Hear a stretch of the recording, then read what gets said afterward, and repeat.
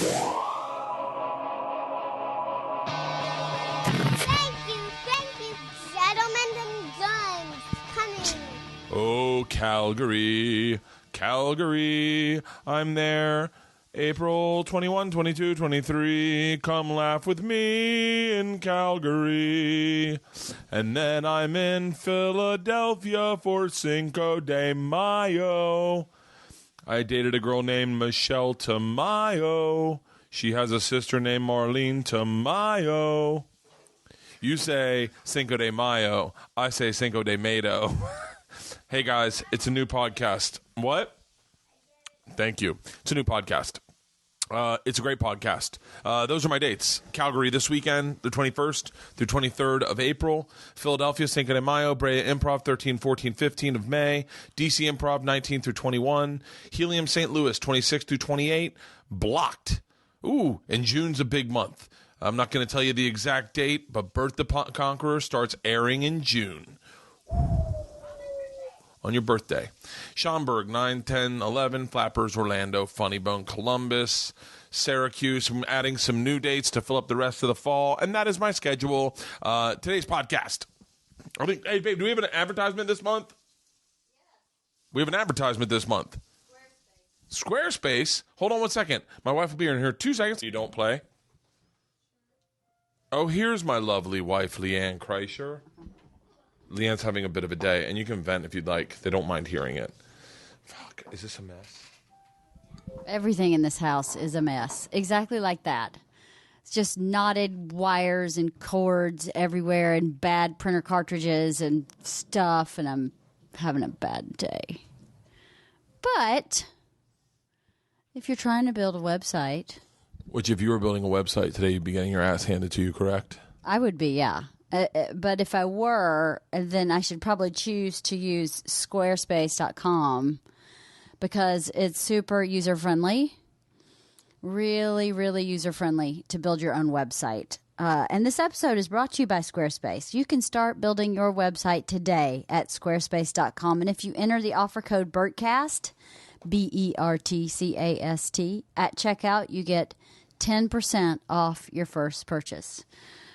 If Squarespace could only change a printer cartridge, I'd be so happy. Hey, how about this, guys? Go to Squarespace and just build some real great Leanne-friendly websites and then send them to us so that Leanne's got a website for, Georgia, I'm sweating my ass off and you're making me hotter, okay? I'm fucking hot as shit right now. No, you can't play the piano. Mom and I are working. That's what bought that piano. All right. Can I tell you my new venture? I wanted that Mike. Isla, stop it. George, both of you guys, stop.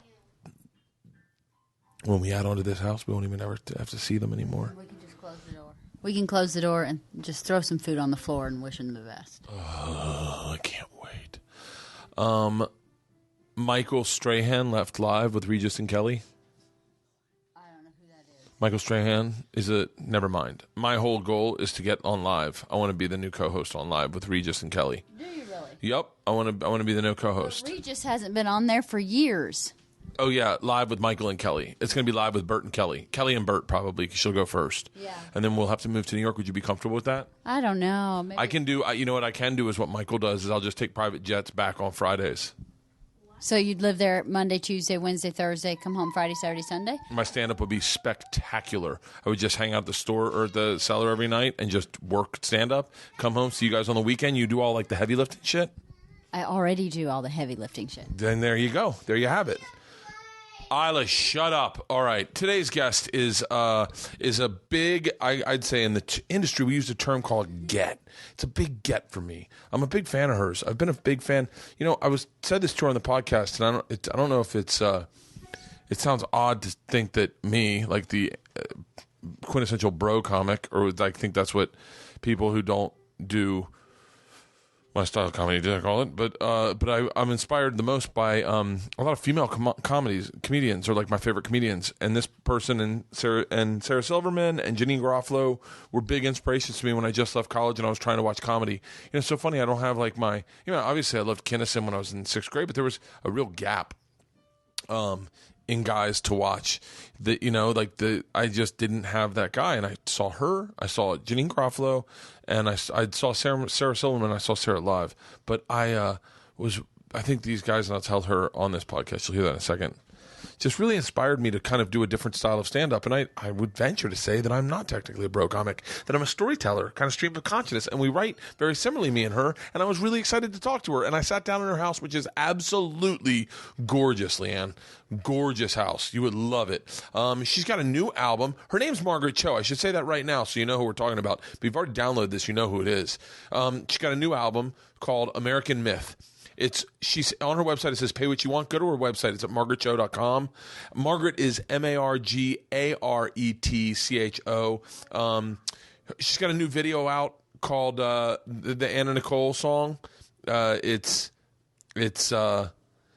out right now, and you can see it. I watched it just 5 minutes ago. It's fantastic. It's really great. She's got a great story about Anna Nicole. We end up talking about a lot of great stuff about comedy, sexual assault, racism. What, Georgia? The podcast is not meant for you, baby girl. Maybe when you're in college, you listen to this and go, "God damn, my dad hung out with some cool chicks." So enjoy the podcast. It's a fantastic podcast, ladies and gentlemen. Margaret Cho. This is Bertcast. Hello, it's long. It's a long eyelash. I always hate saying this to anyone of Asian descent, but it's in Asian culture, they never pluck long hairs. Mm-hmm. So I had a woman at a general meeting one time, saw the eyelash. She was Asian, and she was like, "Oh my God, don't mess with that. That's good luck." Yeah. And she ended up buying the show. So I was good. I was like, "Oh, okay." So I get them every time I'm about to start making money. Oh. Yeah, let me make sure we are. Yep. All right, great. I'm here with Margaret Cho. I never do that in my podcast, but thank you so much for doing this. Thank you. It is good luck. Any sort of long hair. You know what else? Because it's like longevity. Yeah. And an unbroken line.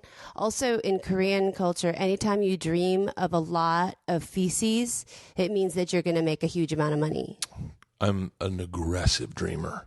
Like I lucid dream. Mm-hmm. So like my dreams are insane. So as soon as you say that you planted the seed, I'll be dreaming of eating my own shit. Well, it has something to do, I think, with Koreans. The word dong, which is for shit, is similar to ton, which is for money. Yeah. So it's something to do with the language, but also it's sort of a folklore thing. But I also think it's real because it happens. Like there's a weird. Can I tell you the thing I'm overwhelmed with right now is how small you are. I mean, teeny. I don't know if it's from watching you in like theaters or like seeing your all of your ads for anything you've ever done is so large. The notorious CHO and like that. I thought you'd be 10 feet tall. I'm being dead serious. I was like, I'm gonna get there and we'll be eye to eye. Yes. And you are like petite. I'm very petite. Shit. Like. Gonna make a lot of money with this little frame. Yes. So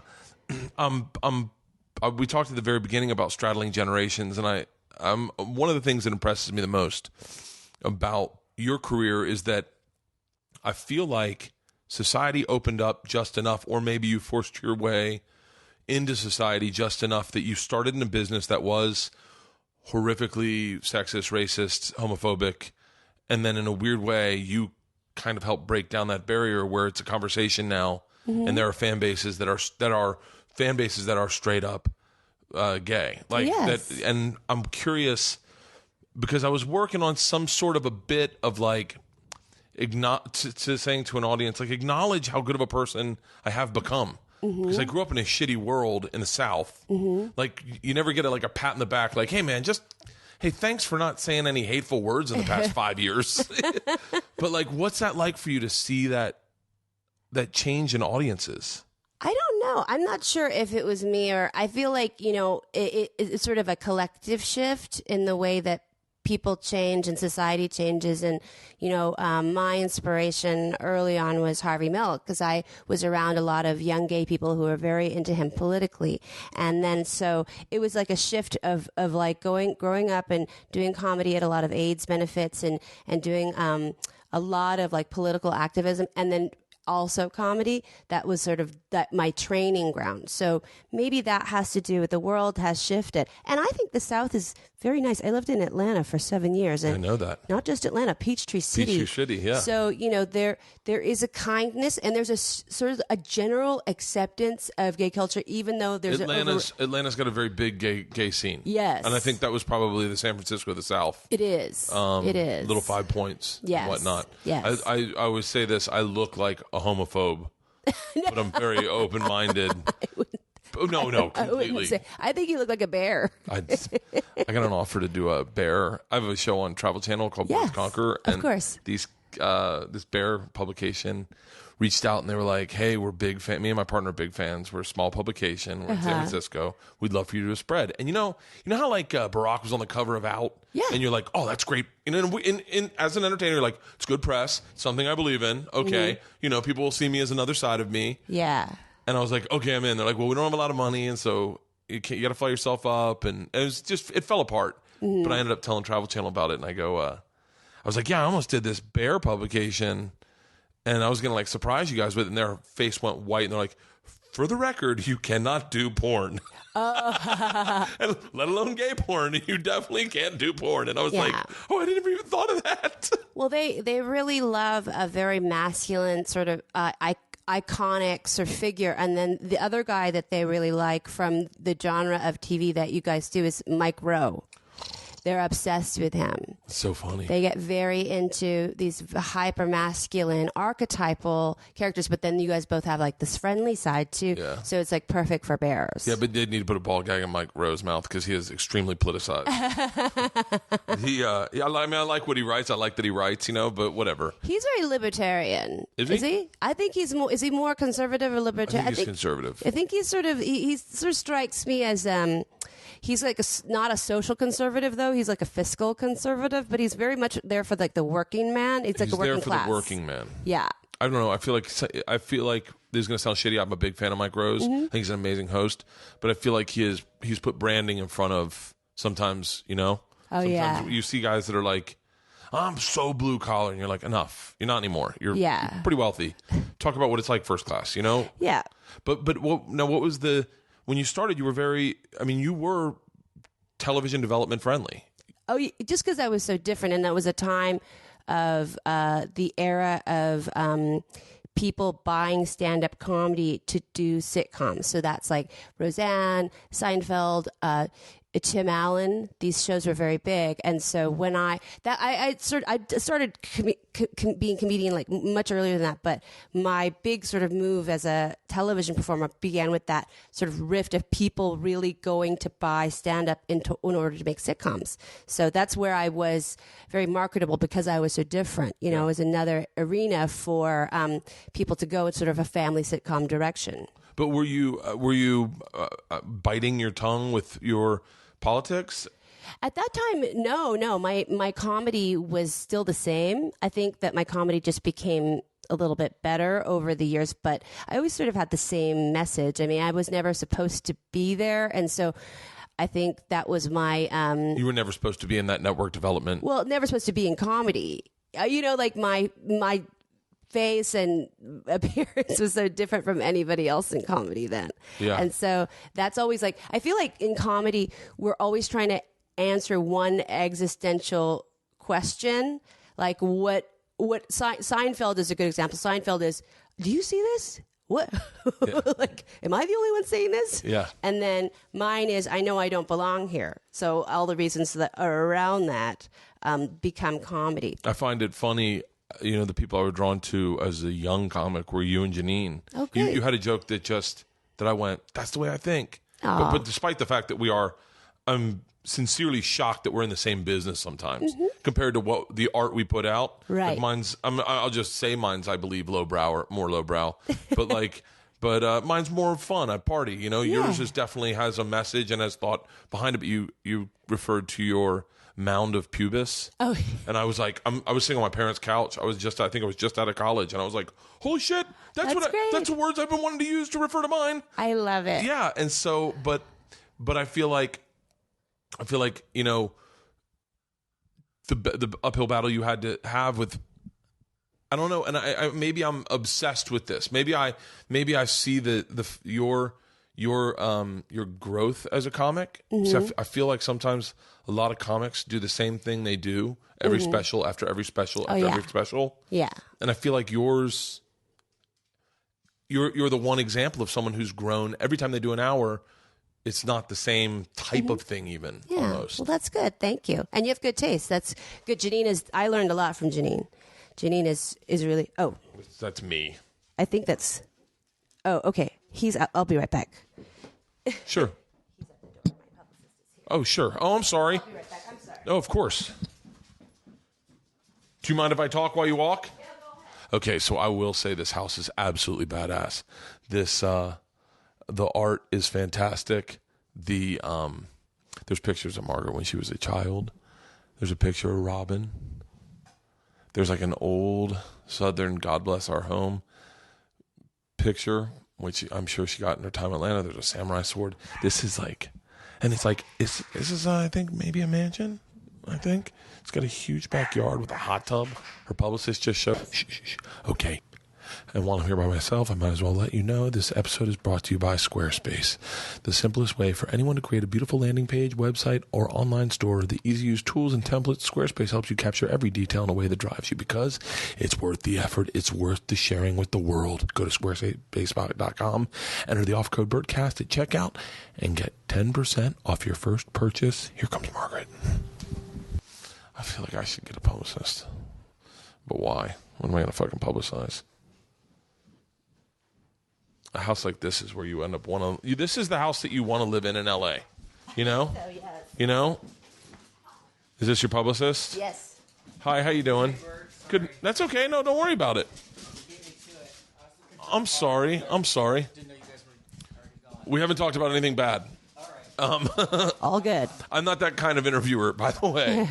So but I think, and maybe I'm obsessed with it, and sometimes I think people put things on comics that maybe weren't in our head, but I feel like there was this moment where I went, wait,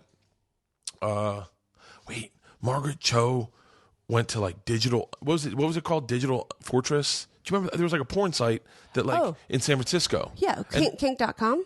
Kink.com. Yeah. And it was like they had that big fortress. You'd go to and I was like, and I was visiting that site on a regular basis. Yeah. And then I read somewhere that you had gone there and I was like, oh shit, Margaret Cho parties. Like, and then all of a sudden you blossomed for me even more than ever because you became someone, you became someone who was extremely honest. You talked about sexual assault. You talked about stuff like that. And I was like, oh, this is not her mom.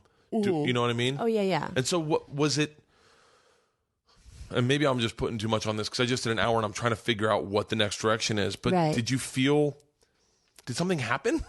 No. I had been talking about different subjects, like coming into talking about sexual assault. I've been talking about that for years, but for some reason you could never get an audience to laugh at it because there's a need for comedians for you to be heroic. You know, that there's the eternal hero. The comic always has to be here. Whether you're the underdog hero or whatever, you have to be heroic. And when you talk about rape and sexual molestation, suddenly it's too much that you can't be a hero necessarily in that situation. And so it upsets audiences or it triggers something. But now I think there's so much conversation around all that stuff. I mean, we're living in a time like every other day there's some kind of issue, whether it's Dennis Hastert or Cosby or Dennis Hastert. He was the former Speaker of the House, and he was molesting boys, and he had allocated funds illegally to pay off these now grown men for many years. And so this is a terrible outrage, and this is the Speaker of the House. You know, this is very sort of a big topic. I feel like after Sandusky and all of that stuff that happened, that in a sense the world shifted and said we need to talk about this more because we need to fix it or find a way to stop it. And so I had been putting it in my act over time, but it's an eternal argument with my family. So they're very invested in silence and not talking about these issues. And so we've been in a fight about this for 30 years. And so it's something that goes beyond my comedy, but I've decided to like actually like really push it and work on it. And now it's starting to make it, the world has shifted to make it sort of okay to talk about. Now, when you feel pushback, when you talk about stuff like that, what's the stereotype that you see the pushback from? Is it? You can't talk about rape on Easter. Whoa, that's a very specific pushback.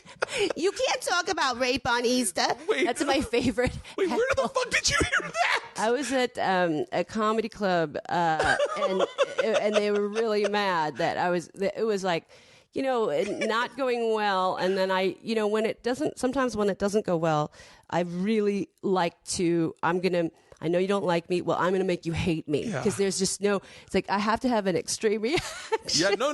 Oh, I've been there where I got into this. I'm sorry. Keep going. No, but I know that feeling. Yeah, but this woman stood up and screamed, "You can't talk about rape on Easter," which is my favorite. Was that this Easter? Yes, it was just this Easter. Oh, shut up. That's like fresh. Yeah. Oh, shut up. So it's really funny. What? That's so crazy. So what were they expecting? Well, I don't know exactly, but I think sometimes, and also there's a difference between like when you do clubs and when you do like a big show at a theater, where I do both. And sometimes at clubs you get audiences that don't know what they're coming to see. You know, there's like, oh, let's go to the comedy club because they just want to go out. Yeah. And so they're not necessarily familiar with the artist or, you know, whatever. And so it just becomes a thing where you're sort of needing to introduce yourself a little bit. Every time you go on stage, you sort of need to introduce yourself a little bit. Yeah. But then they were just in shock about it and like very upset. Some people don't feel like, some people will go to comedy clubs and don't realize that the best jokes for us are the ones that, I'll speak only for myself, but the ones that where I want to talk about subjects sometimes that they don't think they'll laugh at, and then they go, well, shit, I just found the humor in that. Yeah. But I think also in that same thing, it's like, well, what bothers me about that is I'm assuming they would have loved a well-crafted like rape joke from a man. Right. No, are there any well-crafted? The only there's a bunch. Really? We're very different. I have the same sensibility as you, but I'm also on the other side of the fence. Also, Daniel Tosh told one of the best rape jokes I've ever heard. I don't even want to do it because it would never do it justice. Right. Because then people would take it out of context. Yeah. And it wasn't the rape thing that he got into, but like Sarah did a bunch. Oh, Sarah's great. Yeah, Sarah's amazing. You know, and I would venture to say that I, as an audience member, when you brought up rape, I'd almost be like, I can't wait to hear her viewpoint. Yeah. So I don't find, I don't get offended at all. I'm just not. That's not my personality.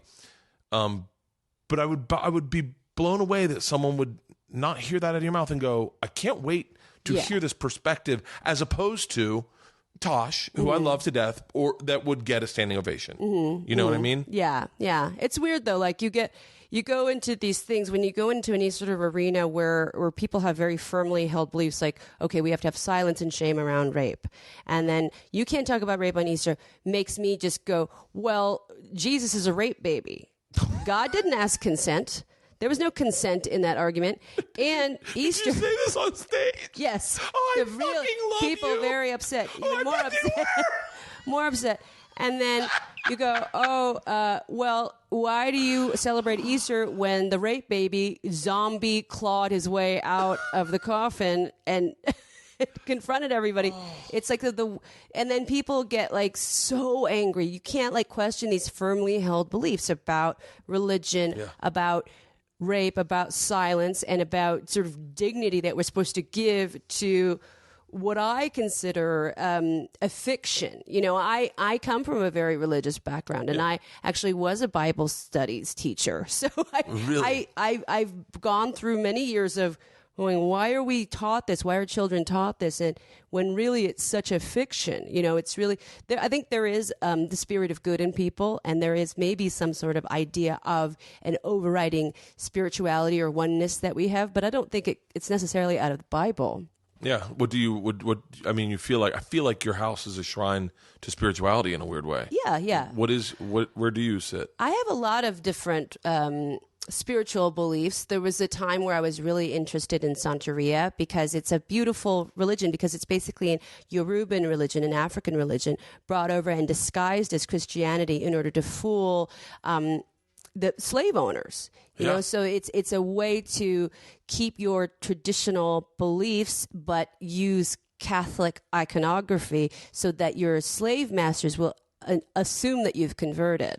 And I think that's a really beautiful thing. And then my family is very Buddhist and ancestor worshiping, but also very Christian too. So they have their own sort of form of whatever that is, that form of pretend conversion. Yeah. So there's a lot of different things that I do, you know, where they're from all of the different traditions. Is your mom open-minded? Yes, in a way. I mean, she's definitely like, I see the ghost, because my family, like, they're really Christian. But in 1978, my grandparents had to have their 50th wedding anniversary in San Francisco, and we had couldn't find a venue. And then my mom was watching TV, and the Jonestown tragedy had just happened. You know, where 900 something people died in Jonestown. But that meant that the People's Temple in San Francisco was vacant. So she was like, I have an idea. So then we rented out the People's Temple, and it was a really bad party, but because my mom kept seeing ghosts that were pissed that we had come into this place where they had been very betrayed and then taken to Guyana, and they had all come back to the site. She said they were all there. They were really angry at her for having a party, serving food that they couldn't eat, and really Kool-Aid. you know, all this stuff. Yeah, but it was a very intense thing because she was so identified as a Christian, but she still saw sort of ghostly things. She still believed in ancestor worship, which I do now to my own icons. Like I go to the Buddhist temple and I burn things for Joan Rivers. Like I went to Hong Kong and I bought her a little a Yorkie dog, like a paper dog, and some paper jewelry and some pastries, and I burned them in the altar to her, and they burned up really quickly, so it made me think, oh, she wanted it, so it's nice. Was she one of your heroes early in comedy? Yes. Okay. Yeah. Really? The main. Well, when I saw her, I realized, I saw her on TV when I was really young, and I realized, and Carson, and she hosted SNL. Remember when they used to have, comics used to do sets on SNL? So she did one, Andy Kaufman did one, Steve Martin very famously did many. Yeah. So you would see comics there just doing comedy. And so she was one of the people that made me think, I have to do this. So, but she was major, and Bill Hicks, so major. Did you get to, I mean, I don't know how old you are. I'm assuming you're older than me, but I'm 47. I'm 43. Okay. I should have done a little more research. I feel like if I do research, then I ask questions on the internet as opposed to the things that I'm interested in. I'm sorry. Yeah, no, it's okay. So wait, did you get to see him work live? All the time. I used to open for Hicks. The fucking phones. I used to open for Hicks, and then he had a special affection for me because I was dating, as my first boyfriend was one of the big Houston guys, and so all the Houston comics really love Tishon Shannon. Oh, he's a writer on SNL. I just heard Janine talk about Tishon. Oh yes, yes. And I knew Tishon. Did he have a brother? Yeah, Charlie, who died. Yeah, Charlie, who passed away. Okay. Yeah. They were out of New York and they were writing for someone when he passed. I don't know who he was writing. He had written a feature, and that they were writing together. Yeah. But yeah, he's gone about 15 years now. I think when I was a young comic in New York, I met Tishon and maybe his brother, but I only know that because I remember that his brother passed, and I don't know how I'd know that if I didn't live in that. But the Houston comics all look to Bill Hicks as like their father. So Tishon and I were living together, and Bill would call up, saying, oh, he's like, hey, is your man around? Very, very, it was so, I get so giggly and funny, and he was so great. Like, he was so, magnanimous to all these comics. They loved him so much. So he had a little special thing for me because I was like one of the little girls around there. And so I opened for him a bunch, and I saw him in all sorts of different capacities. People sometimes really were angry at the subjects that he broached and really defensive. And I remember not too long before he passed away, there was he had done a set, and it was a Republican fundraiser that he had been accidentally booked at, and he walked like 200 people, and it was this big story. You know, and back then it was such a horror for that to happen, but he was just a genius and such a kind man too. I read the book about him. I discovered him probably early in my career, but later than I discovered guys on TV that I liked. Yeah. Like, I don't know. I don't know why, but the people I was drawn to on TV were not the style of comedy that I was going to be doing. Not that I don't do that, or not to put down my own stand-up, but who did you like? You and Janine. Yes. And I met Janine. It did not go over well. No. No, but you know, in all fairness, I was a young comic and still trying to figure out what I was doing on stage. I talked about my dick a lot, but you know, Attell was someone I discovered. Oh, I love Dave. Like, I discovered him when I moved to New York. Dimitri him. Martin, and it was like, "Have you seen Dave Attell?" And I was like, "No." And he's like, "That's who you're gonna love." And we went back, and to this day, I mean, I don't fawn too much because I think it makes Attell uncomfortable. Oh, he blew me. Like, he was the guy that, like, I sat in the back in the cellar and I was like, I mean, I almost want to say I figured out how to write jokes listening to him. Yeah. I changed my style, obviously, so I don't do that. But, like, I mean, one of my big jokes that I had at the time was, you know what cops hate? When you touch their faces. Like, it was just Patrice. I was a big fan of Patrice. I love Patrice. Oh, really? Yeah. See, I would assume you and Patrice would have butt heads. No, I loved him. Or he would be horrible to you. No. He's actually in Bonnie's documentary. You know, Bonnie McFarlane has a documentary. I think it's called "Why Aren't Women Funny?" Yeah, it's great. Or "Women Aren't Funny." It's great. And Patrice says, "Margaret Cho is a funny bitch," and I was like, "Oh, I love him." It was weird getting a stamp of approval from him in a weird way because she was so critically honest about people. Yeah, that if you said you were honest, if you said you were funny, you meant you were funny. Yeah, it made me feel really good. But I was always a real big fan of his stand-up comedy. I liked it because it came from a different place. Like, you didn't expect it. Yeah, it's one of the things I love about your stand-up is that, I mean, like, I was in Montreal whenever you were there 2 years ago, a year ago, and it was last year. Yeah, last year. And I don't do stand up with a shirt on. I haven't done it with a shirt on in like 5 years. And someone came up to me and they're like, "Just for the record, you'll never beat Margaret Cho." And I was like, "Why?" They go, "She just did her set with her shirt off the entire time." And I was like, "Shut the fuck up." Oh yeah. I was like, "Oh, I just respect that freedom." Oh yeah. Well, I mean, why not? You know, it's so, like, we all have the body. And it's funny to just sort of play with that and play with people's, like, uncomfortability about that. You know, Tig does that too. Well, yeah, but she doesn't have breasts anymore, yes, right? So that's just a little more impressive to show off this thing that people are just really don't expect. So that's really beautiful. Well, I'm really hoping we'll do a topless comedy tour, me, you, and Tig. That's good. So wait, when was at what point after being, and you don't have to answer this, and if you want this taken out, I will totally take it out. But at what point after dealing with sexual assault do you then? It sounds silly, but as someone I have no experience with it, almost reclaim your sexuality in such a strong way? Well, you try to do, you know, you figure it out. It takes a while, though. Like, you go through lots of phases, and I think for me, healing has taken a long time because I just, then, you know, like, when you're young, then you get into weird situations when you don't claim yourself back from abuse. You continue to get abused. And then, you know, I grew up in this era where we didn't have words for date rape. We didn't know what that was, and so we didn't codify it, and so we didn't know it was happening when it was happening.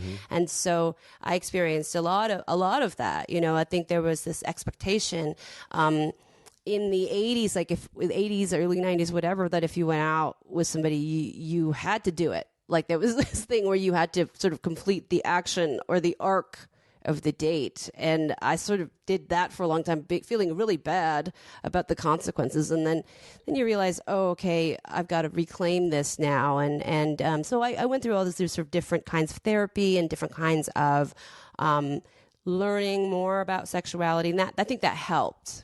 Yeah. When did you realize you were bisexual? I actually thought I was gay initially, and then I started to realize also that it was more than that. Like, I was very much thinking, okay, now I figured it out. I'm a lesbian. That's why I feel different. But then it's sort of like, oh, but I still like guys, so I don't know where. Then it becomes very expansive, and I didn't have any sort of people to look to about bisexuality. There was no sort of evidence of any bisexual comics or Yeah. like that I could sort of go, oh, I could like sort of form my life after that. I didn't really know. Yeah, bisexuality is such an interesting thing. So I think everyone will believe, oh, that's totally, women are bisexual, but no man believes that men are bisexual whatsoever. Yes, but they are. They are. I'm sure they are. I feel like I've always felt like you're either born one thing or the other. I think there's variances of that. I know that, but I never really, maybe that's just part of culture, is that no one ever has felt comfortable enough to sit on any of my friends to be like, hey, Bert, just so you know, I definitely have kissed dudes. Yeah. Like maybe that's part of it. Yeah, but there's the secrecy and this need to sort of be have allegiance to one arena. Like you have to be this. It's a sort of the completion of your identity. You don't want to have to keep working on it. Which bisexuality, I think, maybe sort of refers to this idea that there's so much more that we need to know. But now, as I get older, I'm going to another direction and realizing I might be asexual. You and my wife. Yeah, like you get to a thing where like, oh, I thought it was both. Maybe it's nothing.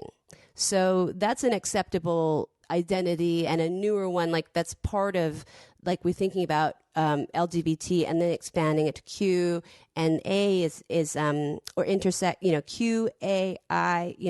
These different aspects to what we originally thought, and now there's more. So maybe we're asexual. I really don't even know what QAI is. Questioning. Asexual, intersex. What's intersex? Intersex is when you are, I think it's when you're born with both, or it's feeling gender fluid. So you sort of define within your own spectrum. So it's, I think that's the way, but it's also a way of being born to where you feel in the middle, or you feel both, or it's people are defined in their own ways. Okay. Do you get excited when you hear about new terms or new steps out into the frontier of acceptance? Yeah, because it's really young people deciding for themselves, like, okay, well, this doesn't fit me. I'm going to create another identity. And I think that's really positive. It means we're growing as a society for allowing people to define themselves. But where we grow, we also shrink too. Like there's the HP2 stuff in North Carolina. And you know what I just saw? I don't know anything about that, but I just saw that someone decided not to do a show there because of whatever's going on. Yeah, huge. Bruce Springsteen, Pearl Jam. Transgenders not being able to use whatever restroom they'd like to use. Yeah, that they identify with, you know, and that now there's this idea that somehow transgendered people are a danger to society, but really they're not. I mean, it's just a made up thing that is driving homophobia, driving hatred. And unfortunately the victims are the transgendered community, which is so terrible. And they're not a group that society needs to protect themselves from. They need to be protected by society. So this is a real outrage happening. That's why all these people are canceling their shows in North Carolina and also Mississippi. And it's a big problem. Wow. Now, now adversely, how do you feel like, and I'm sure you must be aware that there are people like Jerry Seinfeld who you open for, correct? Yeah. You open for Jerry, in that go, this political correctness is too much. He and I are tight, and he is the best guy. And I think it's just, he is right too, that there is a kind of sense of like, why are we afraid of these words? Why are we, and it's like, you can't get away with anything now because everything is policed. Everybody has a phone, and every day there's another outrage and another Twitter fight or whatever. Yeah. And it's just a ridiculous kind of, we're policing ourselves. And I think social media almost takes the presence of the Catholic Church in the 1500s. You know, they're still burning witches. There's still this overriding moral arbiter that we have to sort of behave a certain way or else we'll be punished. And it's a very public shaming kind of society now. And I think that's what he's referring to, and that it sort of gets broken as political correctness, but it's actually much broader of an issue. It's more that you can't really say anything without being questioned about your feelings and your identity. That's why I think comedy is harder, but then it's also not if you are these different things that represent political correctness, which is, I'm a woman of color, I'm queer, and so political progressive. There's all these things that make me sort of the quote unquote expert of political correctness, or safe. Yeah, if that sounds somehow safe. Yes, like I'm always nervous. I got to a place where I just said, "Well, I'm not going to talk about anything brand new that's coming up, like cisgendered." I heard about, and I was like, you know what? And I feel like this is the worst part about society these days. I must just ignore it and go, I don't even know what it is. Yeah. I don't want that in my brain. Right. God forbid I'm doing radio and I'm drunk and I'm flying around and I throw a joke out that I don't mean. Yeah. So I just shut it down, which is even worse, I think, than asking. Right, it's self-censorship, which you don't want in art. Yeah. But cisgender, you can talk about cisgender. I don't even know what that is really. Well, you're cisgender. Oh, I'm cisgender? Yeah, cisgender means you're born into your gender that you feel deeply held to, that you feel identified as. So cisgender is being from the point of privilege. So you can talk about cisgender. It's like being white. You can talk about being white as much as you can't talk about being white. On stage. You can't? No, you can't go. Oh, it's pretty nice.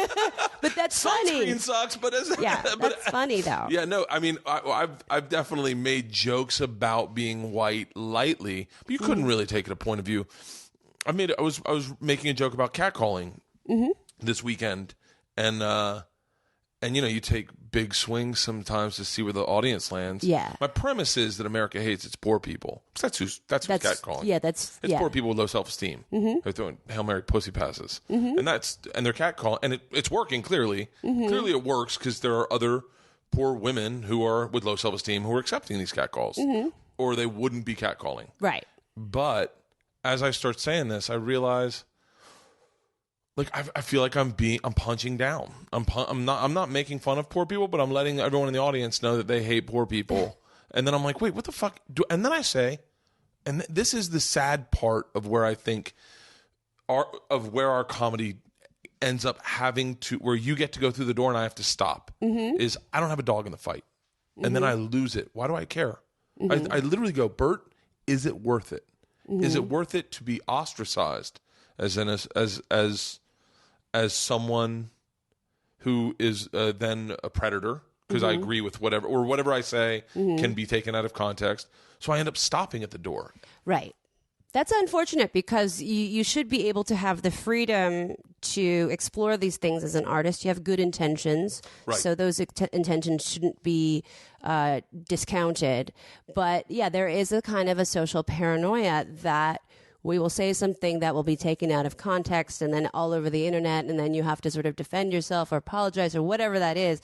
And to me, that is it's detrimental to art, even though it serves a function in that it sort of says, well, we have to protect this element of society or whatever, but you're censoring art. So that's where I think it becomes difficult. It's self-censorship to an extent. I mean, no one's censoring me. I can say whatever I want. Right, but it's self-censorship, but it's so deep in you now. Like it's a fear that's not allowing you to grow as an artist, which is in all of us. We all have that fear now, and that I wish that we could somehow lift that. Or as a comic, you could put in tied some of your money to charities and go, now let me talk about whatever I want, because you realize I'm a good person. Right. Because I think that's where people get lost, is they think, like that woman who said you can't talk about rape on Easter.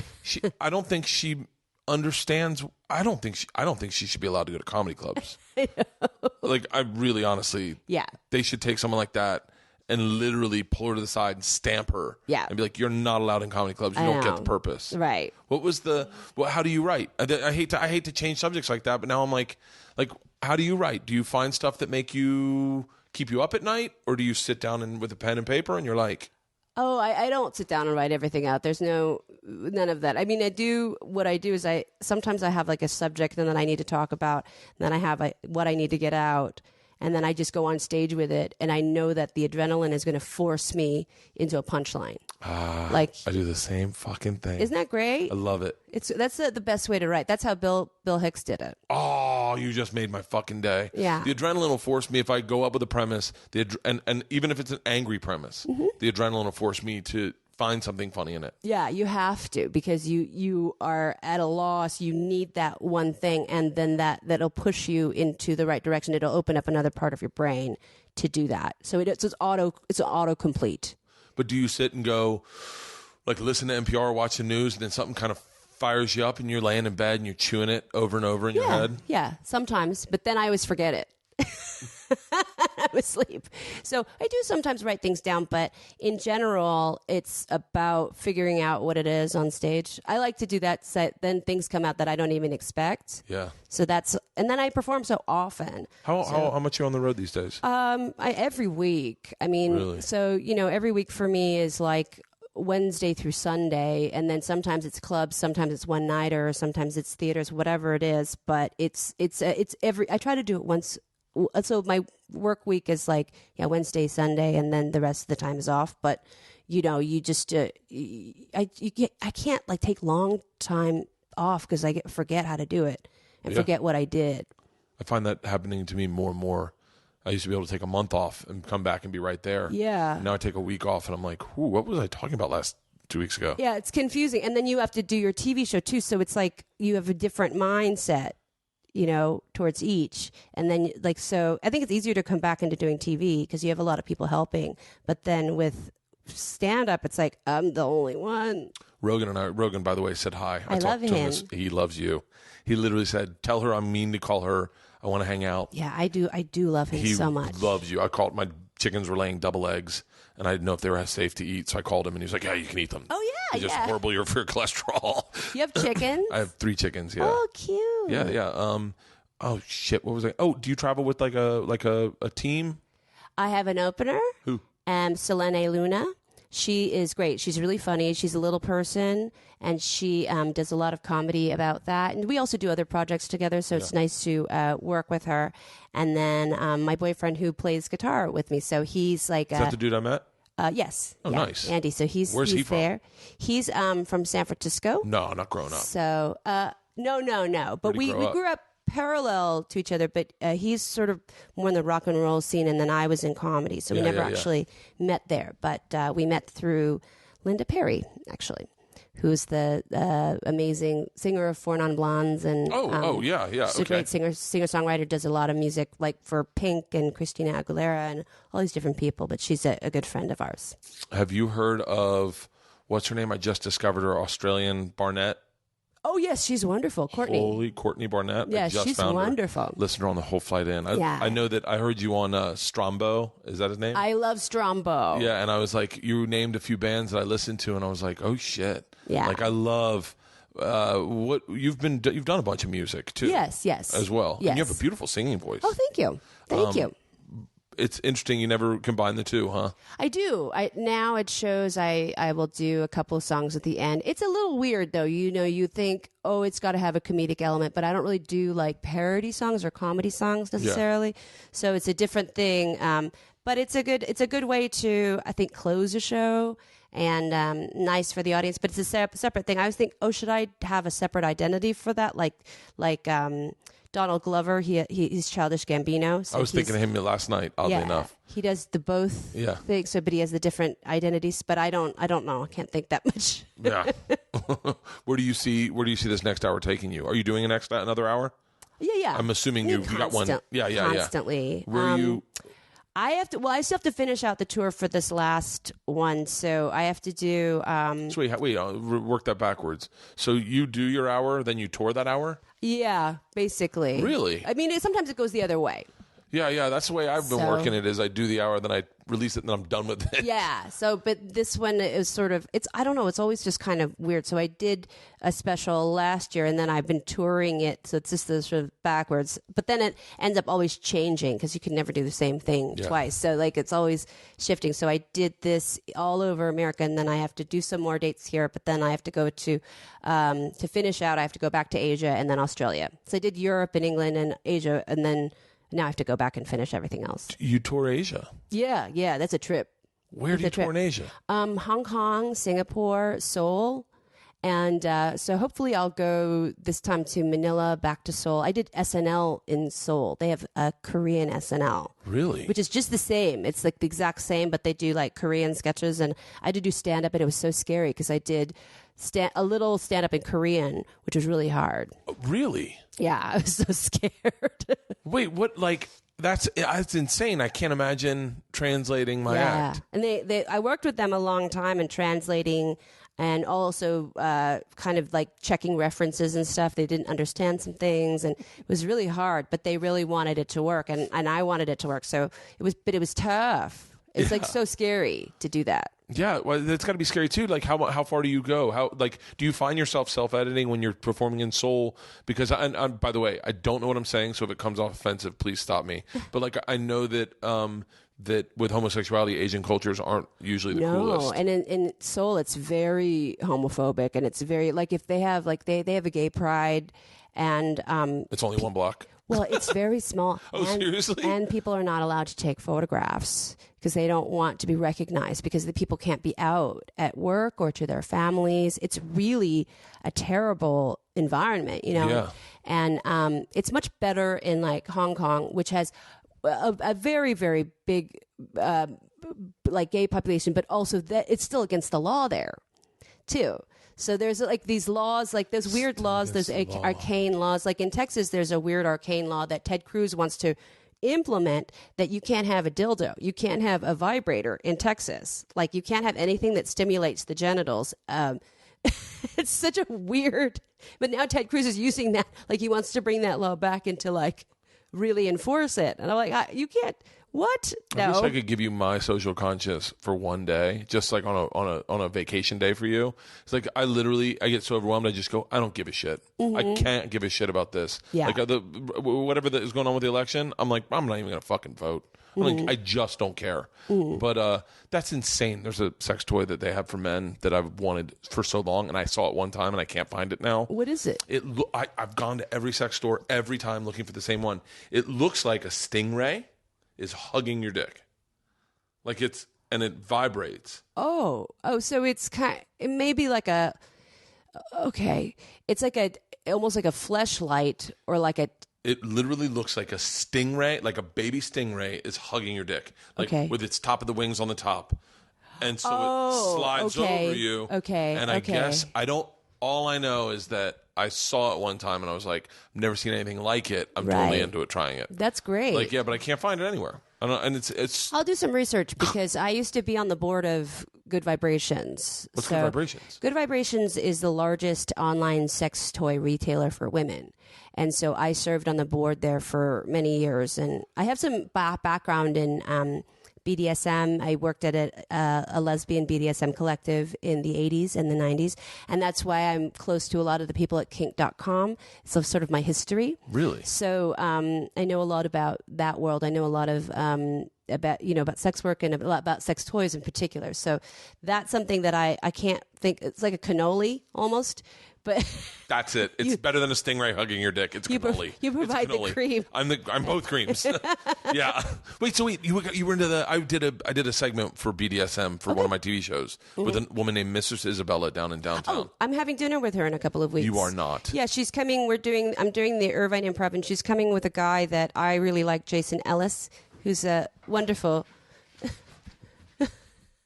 Are you shitting me? No. Are you okay? So like probably 11. No, probably I don't know. I was probably 28, maybe like 15 years ago. I did a straight up like this is back when television was a little bit in the Wild West, like with reality television, and I had a show called Hurt Bert where I took dangerous jobs. One day I was a dominatrix gimp, and I sat with her totally nude. I mean the thing that when I knew it wasn't television is when they get me naked, I'm blindfolded, I'm strapped into the stirrups, I'm tied up.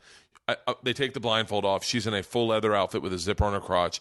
Her assistant, it was gorgeous. I mean, just gorgeous. They're both in rubber gloves, and I hear her yell, "We got a blood cock!" And I was like, And there's a whole film crew, shot the whole thing. They tortured me for like 5 hours. Wow. Oh, I did. And she gave me a video and said, because I told her something that stuff I liked, and she said, check this out. And it was like, shit, I had never thought of. And this is before the internet was the way it is. Right. And it literally piqued me. And I was like, holy God. Like, it opened up my eyes to a bunch of shit. Now, my wife and I aren't like that. And I don't really explore that in my own personal life.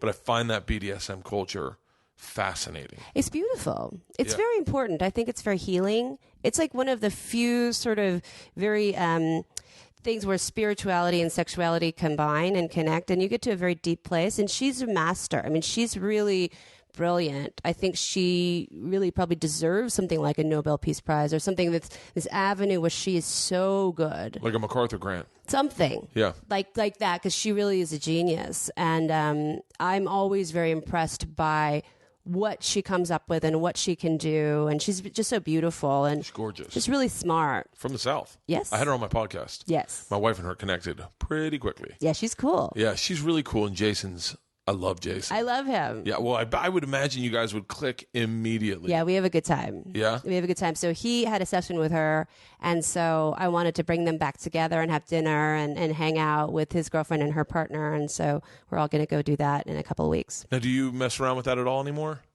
No. That's certainly a part of my life that I don't really revisit. I think just also because I never sort of feel the urge to. Like, it's something that is part of my younger years, but it's not something that's sort of in myself and in my sexuality anymore. It sort of fades. I think that's a sort of a I don't know, something that's just very sort of elemental, but also true to me, but also I've sort of outgrown it in a way. Maybe I'll return to it when I get older. You don't have to answer this, but like, what turns you on? Like, what?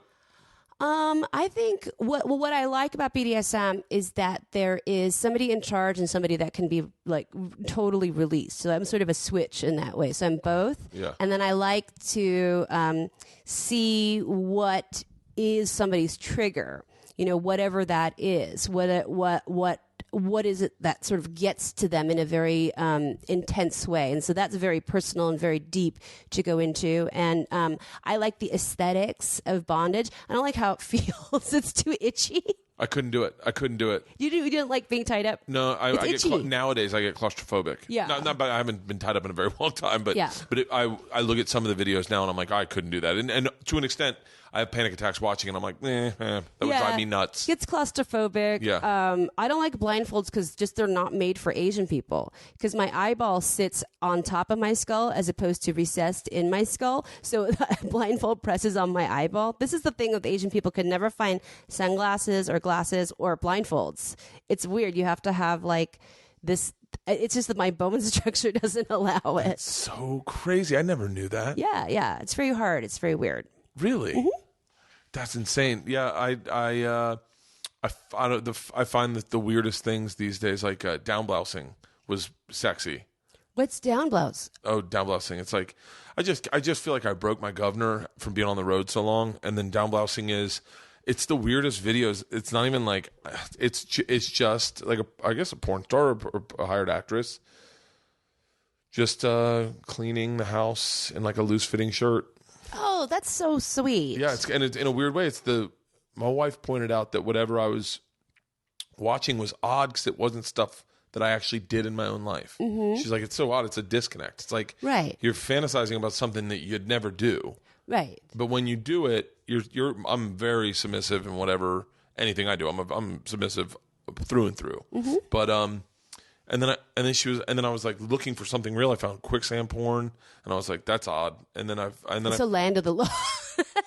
Well, you know what's so funny is quicksand porn connects with whatever childhood sexuality you had of like superheroes running away and getting caught in quicksand and tied up, and that was the first sexuality that was introduced to me through television. Right. And so that was like, oh, okay. Mm-hmm. But then down blessing, and I was like, oh, that's so sexy. It's sexy, and that's actually very innocent too. You know, it's almost like the awakening of sexual feelings of seeing that. You know, like your teacher or any sort of authority figure, any adult around you. That's kind of the initial sort of first introduction to the differences in bodies. And I like that weird one. It's when people talk like that on the internet. It's like, I think it's called, I forgot what it's AHM something. It's a weird thing where you go on YouTube and people talk like and they're very good at like whispering. Like it's a Holy shit! it's really weird. That's there are fetishes. Like, have you ever heard of unboxing? It's like a massive fetish. It's not even. I don't even know what it is. It's videos where people just take things out of a box. People and they have like millions of downloads. People just go, I'm taking this out of a box today. It's very meditative. Yeah. It's like very like I'm stripping down. I'm getting down to the bottom of what's ever in my Amazon Prime. Yeah. I don't understand the draw of it, but I've seen them, and like I can see that. I can understand. I always got weirded out by when somebody is encased in plastic, like it's like a weird carbonite, like Han Solo fetish. Yeah. But when they put you sort of in a plastic thing, and then they take out the air. Yeah, I've seen that. Well, I've seen it, and it just shrink wraps you. It shrink wraps you. Yeah, I saw one of those the other day, and I was like, oh, that's in a weird way. It was kind of like. I was like, I can see, if I had the money and the time, and I didn't have a job, and it was just me and my wife, and we didn't have kids, I could totally get weird. Yeah. But I think even now I'm just hustling to get any sort of romance, like legit romance. That's the other thing, is like when you're married, you want to. I don't know why we're talking about this. All right, real quick. I know we've got to get you. I've got to get you out of here, but I want to talk to you about the business, the change in the business. We were talking about this at the very beginning of this, and how accessible I think stuff like podcasting and shooting your own films, making your own TV shows, making movies. I think movies is still this uphill battle, but making your own TV shows, making your own webisodes, and almost how you have to wear like many different hats in this business. Where are you going? Well, I am in development to do a show at Amazon, actually, which is for them. It's a drama comedy. It's about an Asian American family rising up in the medical marijuana industry in California. So this is a sort of big show for them and big for me. So we're doing the pilot now, and so that's next. But I'm still doing the road and doing a lot of stuff and making music videos, and my album's coming out on April 29th called American Myth, and the single is out now. It's called Anna Nicole. It's about Anna Nicole Smith. Okay. And somebody who was very caught up in a lot of difficult, dark things. And Heartbreaking. So, yeah, and it's my candle in the wind to her. It's like Goodbye Norma Jean or Goodbye English Rose. It's that to her. And where did you meet Anna Nicole Smith? At her house in, I think, 2002 or something like that. And we made out. It was really weird. It was really funny.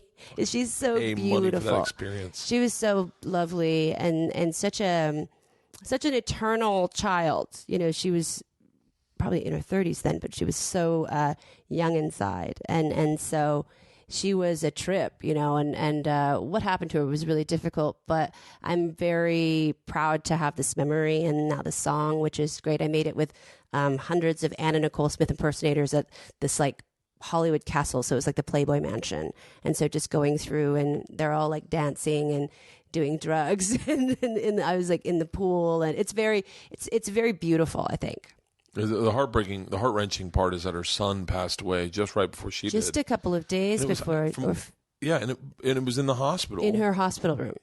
And then when she realized he was dead, it took them 4 hours to pry her off his body. Like, she was in so much torture. She just had a baby. Yeah, so there's a postpartum and then this tragedy. They both had the similar kind of drug issues, and they also both grew up together. You know, he was born, she was very, very young when she had him. So it was very, I think that was really too much. You know, it was very hard. Now, when are you guys going to use real marijuana in the Amazon show? I don't think so. I don't think we can. I mean, I don't think I could get high and act. That would be really weird. I've never done that. I think that you could probably get high and do stand-up comedy. That's hard too, though. It's confusing. For me, I've tried it, and you think in. I thought in very large paragraph forms, and so I'd have a great idea, and I'd be like, "Hold on, if I can get this out to you guys, you're gonna love it. But I can't promise you I can get it out." Yeah, like I have the concept really written down in my head. Yeah. I think you need all of your capabilities, everything sort of open. But yeah, getting stoned and doing that is hard. But sometimes comics, like, they have to get stoned before. Like they just don't feel regular. Like comedy and weed have a very long history. That's a very, like, it's like a jazz musician thing. You know, we sort of have the same connection there. It's some people have a hard time connecting to their, sometimes, I know what you mean. I know some guys that have a hard time connecting to the freedom, to like, to letting, you know, when you get high, words will pop in or things will, Right. You're not in control a little bit. It's almost like you're like flying through the air.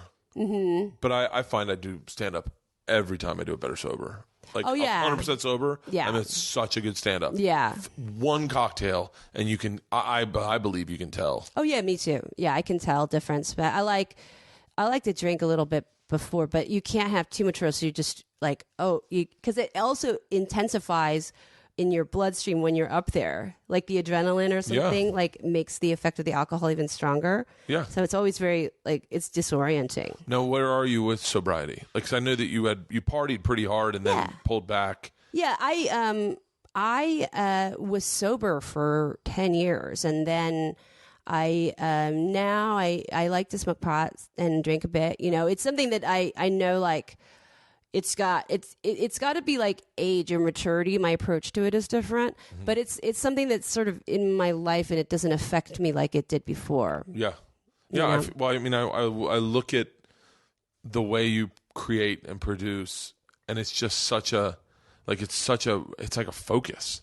Mm-hmm. Like you're not unfocused. No, so I imagine I don't know, whatever the booze and partying did for you, put you in a place to be focused, and now I can't imagine that shaking. No, but then also show business is kind of a drug too. Yeah. You know, show business is intensely gratifying and disappointing in the same way that drugs are. You know, like you just sort of, you get used to a certain, you get to sort of tolerate a certain amount, and then you want that again, and then you got to have more and more. And it's the same sort of addictive properties that drive you towards more success, I think. Yeah. This is a stupid question, but I always say it to myself. What's the 5-year plan? Ideally, it doesn't have to be 5 years, but like, what would be like your best case scenario? Well, I would really like to bring another Asian American family to television. You know, that's my goal, and a different kind of family that we've ever seen. Great white whale? Yeah, that this is something that I tried before that didn't work, and then now we're living in a new era, and this is something that I feel, this is the time to do it. And so now... So sorry, I spit all over you. It's okay. All I could hear is you going, like, I could hear you saying, like, I think I'm ready now, like, and then repeating all the things that they didn't like about you, like, I've lost weight, my face is less round, like, I don't look as Asian. Like, I know, I'm like so different now. No, I mean, it's it's definitely all of these things, but not necessarily like physically, but I'm like, now I'm old enough to appreciate it. Now I'm old enough to sort of know what to do and to be more in command of something like that. Well, I think how old were you when you did that sitcom? 22, 23. Holy shit. It was super young. 22, and I imagine you were just putty, and they were just... I was just doing whatever anybody told me to do because I was so scared. Yeah. You know, and now I'm really not afraid, which is good, but I was really terrified. Have you had closure with Gail Berman? No, I want it because I really do love her. Yeah. And it's unfortunate because the way that I sort of approached it and talking about it, unfortunately, makes it hard for her because it's like she was in the process of, you know, doing this. She was there and had to sort of talk to me about certain things, but it wasn't her fault. She was just the messenger. She was, I did a sitcom. And the concept of Asian came up with someone, and someone said something really off color, and I was caught off guard. Mm-hmm. And I was like, hey, just give me a heads up. I wouldn't say that to this person because that person would be really upset by it. And they're like, no, it's not what I think. I'm just telling you what the truth is. Uh-huh. And I was like, oh, that's even worse. But like, yeah, I think I know that I'd talked to Titus about Gail Berman. Oh, so I love Titus. I really love Titus. I really love Titus. He's a great guy. He's such a good guy. He is. And he's a brilliant guy. Yeah, I love him. And the way he writes is pretty fascinating. He talked to me about story. So I tell more stories on stage. I don't write very many jokes. And he really kind of broke down the way he works a story, and I have been applying that exercise to my writing now, and it's helped immensely. Yeah, that's wonderful. What would be the What would be the like? Would you love? Would it feel great to wake up one morning and have an email from Gail Berman and going, "Hey, just saw your new Amazon show." Yeah. I mean, I would love to talk to her. I would love to have closure with her, which I don't understand why I don't. But she was my really good friend, and she did take a big chance on me as a kid, and I'll never forget that. I think she's a really great producer and a really good person. And I'd like to see her kids because now they're all grown up now. Oh yeah, the twins are now like adults. Well, I really appreciate you doing this, Margaret. Thank you. I'm a fan of comedy in general, but I've been a fan of yours for a very long time, and to kind of get to hang out with you, and the coolest part for me is to get an insight into your life. Yeah, because you're folklore. With comics, you are That's like nice. you're not someone hanging out at the clubs and drinking late night and telling all your secrets to. You're someone who shares your secrets on a global platform. Yeah. And as a comic, we look at it and you're like, oh well, now my spray is being allowed to go a little wider because someone like Margaret took the chance to take big swings. Yeah. And now because you do that, I get to do that. And so Yeah. I mean, you're a groundbreaker. So I Thank really you. appreciate you doing this. Thank you very much.